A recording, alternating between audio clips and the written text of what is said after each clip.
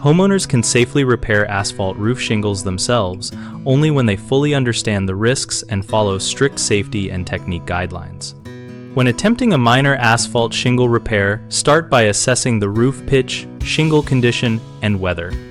Use a full-body safety harness anchored to a secure point rated for fall protection and combine that with non-slip shoes that have good sole traction.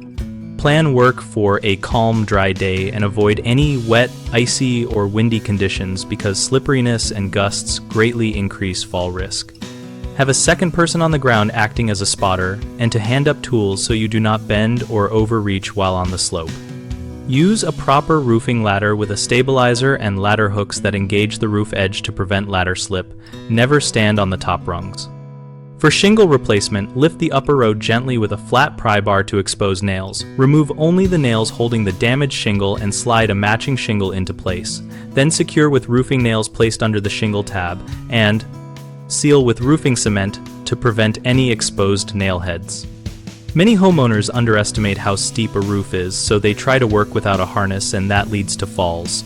Always wear and anchor a harness and never rely only on a ladder or shoes. A second common issue is using the wrong nails or nailing in the wrong spot, which causes leaks or blown off shingles. Use nails made for roofing and place them under the shingle tab where the manufacturer specifies. People also try repairs in marginal weather and end up slipping or failing adhesive bonds. Postpone work until surfaces are dry and temperatures are within the adhesive product range and keep a spotter nearby. We run BigHomeProjects.com to help homeowners find local contractors when a job is beyond their comfort or safety limits and to provide resources when doing small repairs themselves.